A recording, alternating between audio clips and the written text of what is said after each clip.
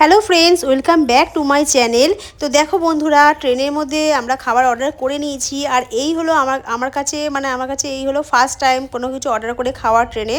তো তোমাদের সঙ্গে আমি সেটাই শেয়ার করছি। এদিকে দেখো, দুপুরবেলা নিয়ে নিয়েছিলাম এই থালিটা আমরা অর্ডার করেছিলাম। তার মধ্যে ছিল এরকম আচার আর ছিল এরকম রাইস। এর মধ্যে কোনো রকম ঘি দেওয়া ছিল না, জাস্ট প্লেন রাইস মিক্সড সবজি দিয়ে। আর এদিকে ছিল মটর পনির, সাথে এদিকে একটা মিক্সড সবজি ছিল, ডাল আর ছিল স্যালাড। তো আর এদিকে দিয়েছিল দুটো পরোটা। তো এটাই ছিল আমাদের দুপুরবেলার লাঞ্চ ট্রেনে। তো এই ফার্স্ট টাইম আমি এটা এইভাবে ট্রাই করলাম। এর আগে কখনো আমি ট্রাই করিনি, কিন্তু খাবারটা ছিল অসাধারণ। তো দেখো, এখানে দিয়ে দিয়েছিলো দুটো পরোটা। তো পরোটাগুলো ছোটো সাইজ, মিডিয়াম সাইজে, কিন্তু বেশ পেট ভরে গেছিলো। এই যে থালি ছিল, একাও পর্যন্ত খাওয়া যাচ্ছিল না, এতটাই কোয়ান্টিটি ছিল। এবার সন্ধেবেলা আমরা খেয়ে নিয়েছিলাম এদিকে দেখো নুডলস। তো নুডলস আনা হয়েছিল, সাথে এর মধ্যে দিয়ে দিয়েছিলো সস। তো এই দিয়ে সন্ধেবেলা আমরা টিফিনটা এইটা দিয়েই সারলাম। এবার রাত্রেবেলা সেমই একই রকম থালি অর্ডার করা হয়েছিল, তার সাথে শুধু একটা চেঞ্জ ছিল। সেটা হলো মিক্সড, যে ভেজিটেবল ছিল তার পরিবর্তে দিয়েছিল ওখানে সয়াবিন। আর ওদিকে যে পনিরের সাথে যে মটর দেওয়া ছিল, তার মটরের পরিবর্তে দিয়েছিল ওখানে কাবলি ছোলা। আর এদিকে রুটি ফুটি সবই মোটামুটি সেমই দিয়েছিল। তো রাত্রেবেলা দেখো আমরা ডিনারে এটাই খেয়ে নিয়েছিলাম। এবার দেখো, ঘুরে টুরে বাড়িতে চলে এসেছি। এবার সংসারে হাজার একটা কাজ, কোনো জায়গা থেকে ঘুরে আসা সেগুলো কাচাকুচি করা, তো ডবল খাটনি। এদিকে ঘর ময়লা হয়ে আছে, আমার জন্য যেখানেই পাড়া দিচ্ছি গা গিনগিন করছে, মনে হচ্ছে কতক্ষণে ঘরটা ঝাড়া দেবো, মুছবো, তারপরে তার সাথে সাথে জামা কাপড়গুলো কাচতে হবে। একা সংসারে কত খাটনি, ডবল খাটনি। এদিকে বোতলগুলোকে সব বাইরে বার করে দিয়েছি, এগুলোকে সব ধুতে হবে। যদিও ধোয়া, কিন্তু আমার তাও ধুতে হবে, মনে হয় ধুয়ে আবার নতুন করে ব্যবহার করব। আর এদিকে পেয়েছিল প্রচুর খিদে, এত কাজকর্ম করে আর রান্নাবান্না করিনি। এদিকে বরকে বলেছি তুমি কিছু খাবার এনে দাও, আমার খুব খিদে পেয়েছে। তো বর এদিকে এনে দিয়েছে ডিম, আর দিয়েছে হলো কি দুধ, আর নিয়ে এসে দু প্যাকেট বিরিয়ানি। তো এটাকে দেখে না আমার একটু স্বস্তি হলো, কারণ এত কাজকর্ম করে না প্রচুর খিদে পায়, রান্নাবান্না করার তো আর এনার্জি ছিলই না। এদিকে দেখো, 2 প্যাকেট বিরিয়ানি দুটো প্লেটে আমি সার্ভ করে দিচ্ছি খাবো বলে আমরা। এদিকে বেশ বিরিয়ানিটা না দারুণ করে, আমাদের এখানে বিরিয়ানিটা খুবই ভালো লাগে। তো এটা খেয়ে আমি একটু স্বস্তি পেলাম। এবার দেখো রান্নার দিকে চলে গেছি। এবার রান্নার মধ্যে বড় সবজিও নিয়ে এসেছিলো। তার মধ্যে পটল, তারপরে দেখতেই পাচ্ছ তোমরা যা যা আছে, এদিকে ঝিঙে, তারপরে টমেটো, এগুলো নিয়ে এসেছে। এবার ভাবলাম যে যেহেতু গরম পড়ছে, তো গরমে একটুখানি পোস্ত দিয়ে, বেশ ঝিঙে দিয়ে আলু পোস্ত দিয়ে খুব ভালো লাগে খেতে। তো সেই জন্য আমি ভাবলাম যে একটু ঝিঙে আলু পোস্ত করে দেবো, তার সাথে করে দেবো হলো গিয়ে আম দিয়ে টক ডাল। তো সেইরকম যথারীতি আমি রান্না স্টার্ট করে দিয়েছি। এদিকে যা যা আলুগুলোকে এরকম ডুমো ডুমো করে কেটে নিয়েছি, আর বার করে নিয়েছিলাম পোস্ত। তো দেখো, চলো বন্ধুরা রান্নাটা স্টার্ট করা যাক। এদিকে দেখো ডালও বসিয়ে দিয়েছি, যে বললাম যে আমশি দিয়ে ডাল করে ফেলবো। এটা হলো গরমে কী বলো তো, তৃপ্তিদায়ক এবং একদম সিম্পল ঘরোয়া খাবার। আর কোথা থেকে জার্নি করে এসে এরকম সিম্পল খাবারটাই বেস্ট বলে আমার মনে হয়। আর সাথে ভেজে নিয়েছিলাম ডিম, কারণ আমার না মনে হয় যে ডালের সাথে একটুখানি ডিম ভাজা কিংবা মাছ ভাজা না হলে না আমার ঠিক ভালো লাগে না, মুখে রোচে না। একটুখানি মাছ কিংবা হলো গিয়ে ডিম ভাজা, কিছু না কিছু আমার লাগে। তো তার জন্য দুটো দেখো ডিম ভেজে নিয়েছি। তো ডিম ভাজা খেতে কে কে পছন্দ করো অবশ্যই কমেন্টে জানাবে বন্ধুরা। তো দেখো, এদিকে ডিম ভেজে নিয়েছি। আর ডিম ভাজার গন্ধটা যা ভালো লাগে না, কারোর বাড়িতে যখন ডিম ভাজে না, তখন সেই সেন্টটা যখন এসে নাকে লাগে, ওফ দারুণ লাগে, কি লোভ লাগে না, মনে হয় যেন চলে যায় গন্ধে, এত ভালো লাগে। এদিকে ডিম ভাজা হয়ে গেছে, এদিকে বর আর আমি খাবো বলে সব রেডি করে নিচ্ছি। আর এদিকে দেখো ডালের কাটা ফাটাগুলো দিয়ে নিচ্ছি।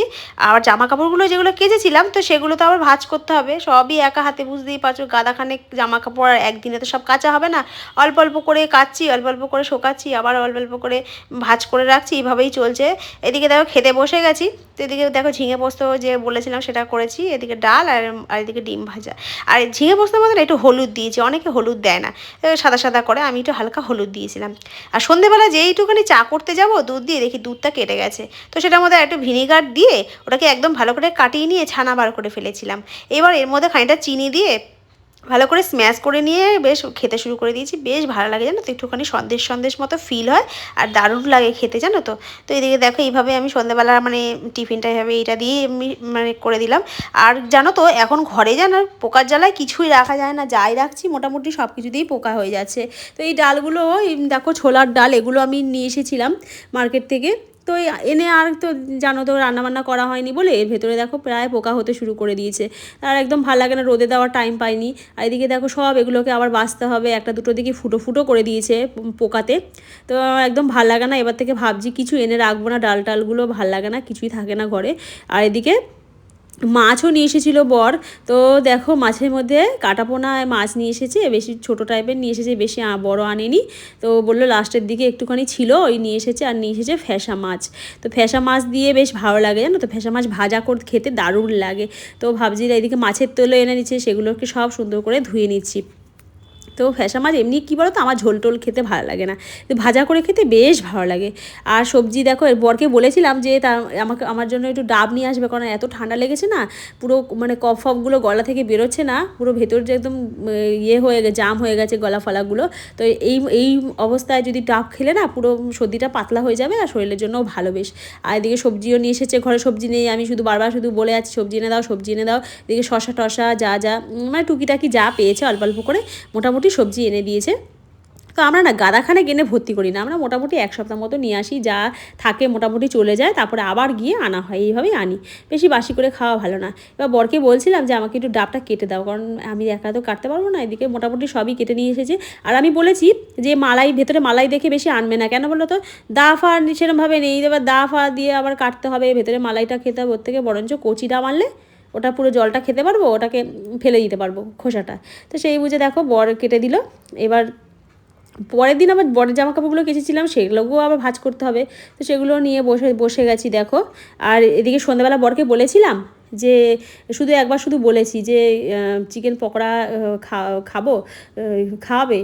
বর সেদিন বাড়ি ছিল, তো বর দেখো সত্যি সত্যি নিয়ে চলে এসেছে চিকেন পকোড়া, মানে খাবো বলে চিকেন নিয়ে চলে এসেছে। এবার চিকেনগুলো বেশ সুন্দর করে ছোটো ছোটো করে কেটে নিয়ে এসেছে জানো তো, মানে যাতে ভালো সিদ্ধ হয়। তো আমিও যথারীতি যেই নিয়ে এসেছে বেশ সুন্দর করে ধুয়ে টুয়ে একদম সুন্দর করে ম্যারিনেট করে জিনিসটাকে রেখে দিয়েছি, বেশ ভালো করে বেশ কষিয়ে খাওয়া যাবে। এদিকে দেখো সুন্দর করে লেবুর রস সবই মোটামুটি ঘরে আছে, তো এটা দিয়ে ভালো করে মেখে নিলাম, নিয়ে এবারে ভাজা বসিয়ে দেবো দেখো বন্ধুরা। তো এদিকে রান্নাবান্না শুরু করে দিয়েছি। আর কি চাই বলো, সন্ধ্যাবেলা একটুখানি বেশ চা কিংবা কফি হবে, আর সাথে এরকম চিকেন পকোড়া হবে গরম গরম, ধোয়া বার করা, বেশ দারুণ লাগে। তো দেখো বন্ধুরা, তো আমি রান্না স্টার্ট করে দিয়েছি। এর মধ্যে একটু সয়া সসটা দিতে ভুলে গেছিলাম, লাস্টের দিকে একটু সয়া সস দিয়ে দিলাম, দিয়ে ভালো করে ম্যারিনেট করে নেবো এটাকে। আর কর্নফ্লাওয়ার দিয়ে দেখো সুন্দর করে মেখে নিচ্ছি আমি। আর ভালোই লাগে জানো তো, এরকম মানে সন্ধ্যাবেলা এরকম একটুখানি খেতে। তো সত্যি সত্যি দেখি বর নিয়ে এসেছে, আর ডিমও ছিল, ডিম বেশি ছিল না, দুটো ছিল, তার মধ্যে একটা নিয়ে নিলাম। তো ডিম নিয়ে এদিকে দেখো ওটাকে সুন্দর করে ম্যারিনেট করে নিই।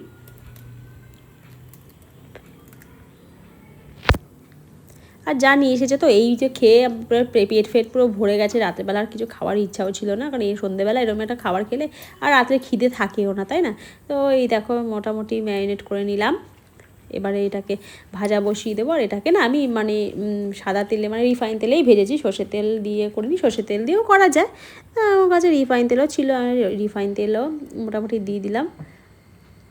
আর জানো তো ছোলার ডালগুলো যেহেতু পোকা হয়ে যাচ্ছিলো, তো ছোলার ডাল খানিকটা ভিজিয়ে দিয়েছিলাম, তো ছোলার ডালটাও মোটামুটি বসিয়ে দিয়েছি। আমি ভাবলাম যে অল্প অল্প করে নিই, না তো বেকার রেখে রেখে নষ্ট হয়ে যাবে জানো তো, তাই জন্য ছোলার ডালটা ওইদিকে সিটি দিয়ে দিয়েছি, যে যা খাবো বাকিটা রেখে দেবো ফ্রিজে, অসুবিধা নেই। আর এইদিকে দেখো তেল প্রায় গরম হয়ে গেছে, এবার আমি চিকেনগুলো দিয়ে মানে পকোড়া ভেজে নেব। আর এই যে চিকেনগুলো দিয়ে দিয়েছি, ও কী সুন্দর গন্ধ বেরোচ্ছিলো, আর এত লোভ লাগছে না দেখে, এখন আবার খেতে ইচ্ছা করছে, খুবই ভালো লাগে। এবার থেকে ভাবছি প্রায় মাঝে মাঝেই বানাবো এরকম সন্ধ্যেবেলা, বর বাড়ি থাকলে বেশ বসে বসে খেতে বেশ দারুণ লাগে জানো তো। তো এদিকে দেখো ভাজা হচ্ছে, যদিও সময় লাগে, আস্তে আস্তে ঢাকা দিয়ে করতে হচ্ছে, বারবার করে অল্প অল্প করে দিয়ে। এদিকে দেখো আমার প্রায় চিকেন পকোড়া প্রায় রেডি হয়ে গেছে। এবারে সসটা ঢেলে নিই, আর এদিকে একটা শশা ছিল, শশা পেঁয়াজ সবই ছিল, কুচিয়ে নিয়েছি একসাথে, একটু সস টস দিয়ে আর ওপরে একটু চাট মশলা ছড়িয়ে দিয়েছিলাম, দিয়ে এবারে মানে স্বামী স্ত্রী মিলে বসে গেছি খেতে। তো দেখো বন্ধুরা, এই যে আমরা খাওয়া শুরু করে দিয়েছি। তো এইভাবেই আমাদের দিনগুলো কাটছে, আর এইভাবেই দেখো বন্ধুরা। তো আর এদিকে ছোলার ডালটা যে বাকি ছিল সেই ছোলার ডালটাও করে নিয়েছি, এদিকে খাচ্ছিলাম, খাওয়া দাওয়া হয়ে গেছে। আর ভাবলাম একবার ওই কড়াইতে একবারে ছোলার ডালটা করে নিই একবারে। তো ছোলার ডালটাও দেখো বসিয়ে দিয়েছি। তো রান্নাবান্না হয়ে গেছে, দেখো গ্যাস ফ্যাস পুরো ময়লা হয়ে আছে। আমি ভাবছি কতক্ষণে পরিষ্কার করব। তো সব কিছু পরিষ্কার করে দিয়েছি, বাসন টাসন মেজে দিয়েছি, আমার কিচেনটা একদম পরিষ্কার হয়ে গেছে। এইবারে আমার গিয়ে একটা মানসিক শান্তি পেলাম যে আমার কাজ মোটামুটি কমপ্লিট হয়ে গেছে। তো আজকে ভিডিওটা এইটুখানি বন্ধুরা, টাটা, ফিরে আসবো পুরো